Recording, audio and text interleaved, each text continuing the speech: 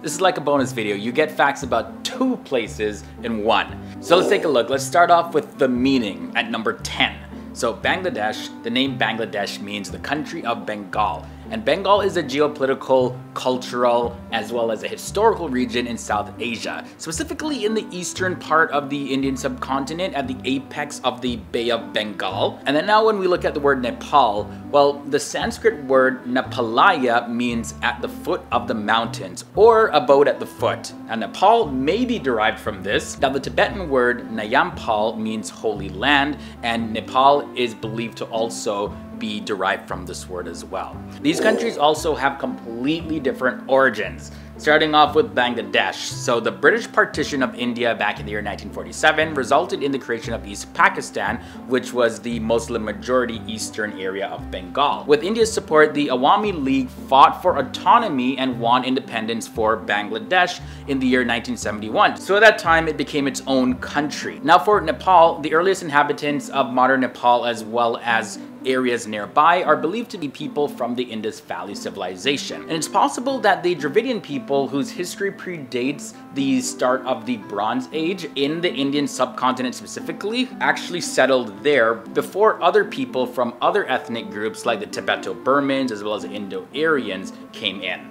So now we have Nepal. They have a very diverse and multicultural history. The next difference I want to look at is the flag and the independence of these countries. So I talked a little bit about the Bangladeshi independence, but I'm going to be talking about that. But let's take a look at their flag. The red disc on the green flag is a little bit offset to the left, and the red disc represents the sun rising over Bengal, and also it represents the blood of those people who lost their lives fighting for the independence of Bangladesh. Now the green color stands for the green fields and the lushness of Bangladesh, and specifically on the date of March 26 is Independence Day of Bangladesh, when they celebrate their separation from the rule of Pakistan. Now when it comes to Nepal's flag and independence, well, Nepal has the only flag of its kind in the world. Now this flag is not square or rectangle in shape, but it's actually made up of 2 triangles. Nepal is also the oldest country in South Asia. It was founded back in the year 1768, and Nepal doesn't actually have an Independence Day because they've never actually been conquered.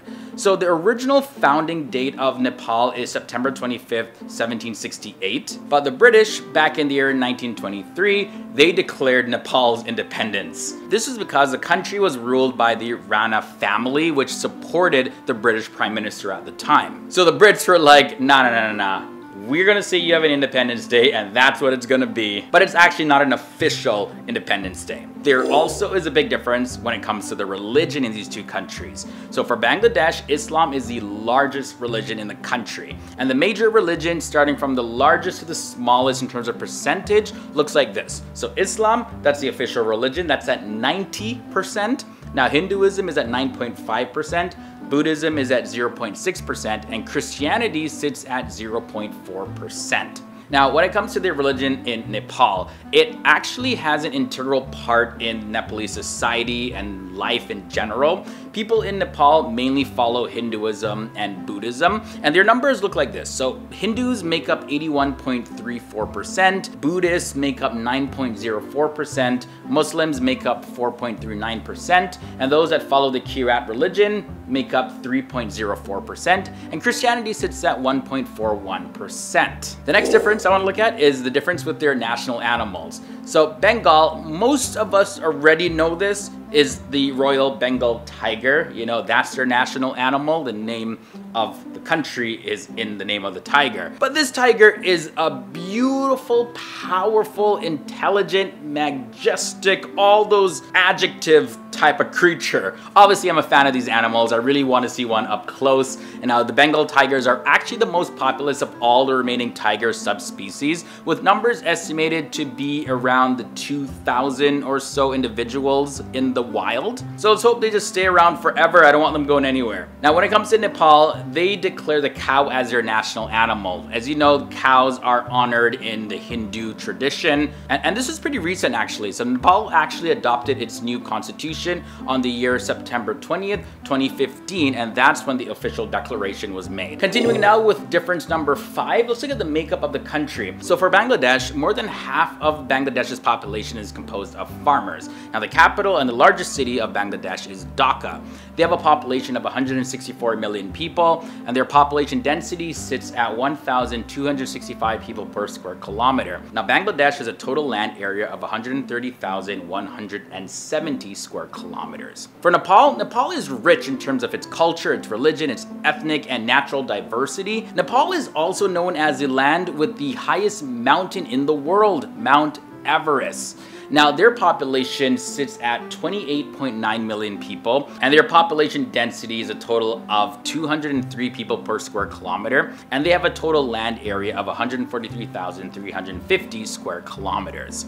Their currency is also different. So for the currency in Bangladesh, they use the Bangladesh taka, and one Bangladeshi taka actually equals 0.012 US dollars. And this is according to the most recent numbers. Now for Nepal, the currency is the Nepalese rupee, and one Nepalese rupee equals 0.0084 US dollars. Let's look at the imports and the exports. What resources are these countries using the most? What resources are they sending out the most? For Bangladesh, their top export are non-knit men's suits, and that generates $5.6 billion, and also knit t-shirts, that generates $5.28 billion. When it comes to imports, your top imports are heavy pure woven cotton, purchased at $1.33 billion, and refined petroleum, purchased at $1.25 billion. For the country of Nepal, their top exports are flavored water, which generates $83 million, and knotted carpets, which brings in $74.5 million. In terms of their top imports, $576 million goes to refined petroleum, and $286 million goes to silver. Now this is pretty interesting. Let's take a look at the differences with the cinemas with these two countries. So for the cinema of Bangladesh, it is in the Bengali language, and the film industry based in Dhaka, Bangladesh is actually referred to as Dollywood. It's a combination of the words Dhaka and Hollywood. I know, it's pretty cute, right? Everybody takes Hollywood for some reason, like Bollywood, Nollywood, Nellywood, all these woods. Now for Nepal, their cinema is pretty new, with the first Nepalese movie being released back in the year 1964. And the languages of these films are Nepali, Maithili, as well as Bhojpuri. Now the terms Nollywood and Kollywood are also used for the film industry. Now Nollywood, of course, is Nepal and Hollywood. And since Kathmandu is the capital and home to Nepali cinema, the K comes from there, and they combine it with Hollywood to make Kollywood. So two words used for Bangladesh cinema. And finally, the last difference I wanted to take a look at is the differences in their military. So Bangladesh's armed forces is ranked 46 in the entire world on the scale of military power. It consists of 3 uniformed military services: the Bangladeshi Army, Bangladesh Navy, as well as the Bangladeshi Air Force.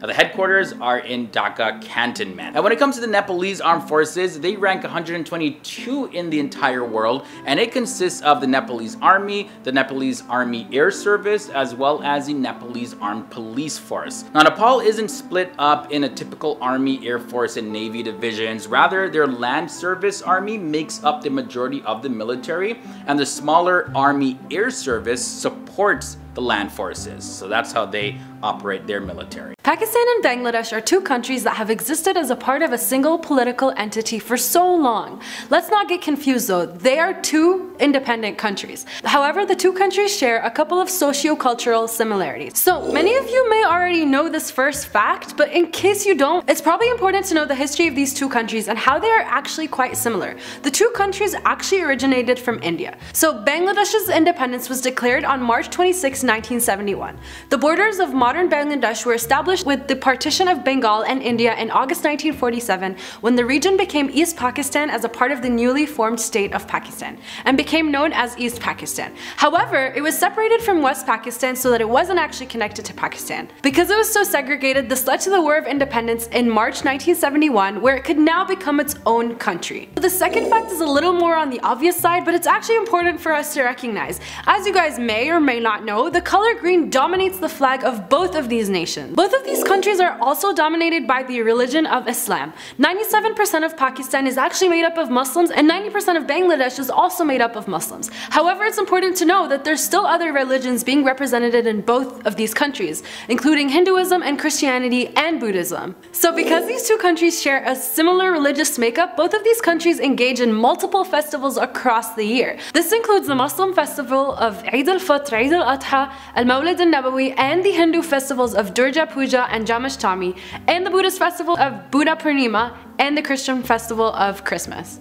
Both of these countries are also dominated by agriculture, with agriculture making up 47% of occupations in Bangladesh and 42.3% of occupations in Pakistan. Another one for you sports fans. Both of these countries actually enjoy the sport of cricket. It is known to be the most popular sport in both of these countries. The Bangladesh cricket team made it to the World Cup in 1999 and they were granted a test status in 2000. Likewise, Pakistan has won the Cricket World Cup in 1992, ICC World 2020 in 2009, and the ICC Champions Trophy in 2017. Both of these countries share a common form of dressing. The shalwar kameez is the national dress of Pakistan and Bangladesh and is worn by both men and women. Bangladeshi men wear lungi as casual wear, and due to the British influence during colonization, shirt pants and suits are very common as well. Shari is the main traditional dress of Bangladeshi women. Men in Pakistan also wear the kurta, Pakistani waistcoat, or the sherwani. The government of Bangladesh takes a place in a framework of a parliamentary representative democratic republic. Likewise, the government of Pakistan is a federal government established as a parliamentary democratic republic as well. Okay guys, we're on our second fact now and we're so close to the last and most surprising similarity between the two countries. So another thing that these two countries share is their military, more specifically their military structure. Pakistan is split into the Pakistani Army, Pakistani Navy, and Pakistani Navy Force. Likewise, Bangladesh is also split into the Bangladeshi Army, Bangladeshi Navy, and Bangladeshi Air Force. The only thing that really differs between the military structure of these two is that Pakistan has the Marines as well as the Coast Guard. So our last and most surprising fact is that both of these countries actually happen to have booming film industries. So the cinema of Bangladesh is the Bengali language film industry based in Dhaka, Bangladesh. It has often been a significant film industry since the early 1970s and is frequently referred to as Dollywood. The dominant style of Bangladeshi cinema is the melodramatic cinema. Pakistan is also home to several film studio centers, primarily located in its two largest cities, Karachi and Lahore. Pakistani cinema has played an important part in Pakistani culture and in recent years has begun flourishing again. Over 10,000 Urdu feature films have been produced in Pakistan since 1948, as well as over 8,000 Punjabi, 6,000 Pashto, and 2,000 Sindhi feature-length films.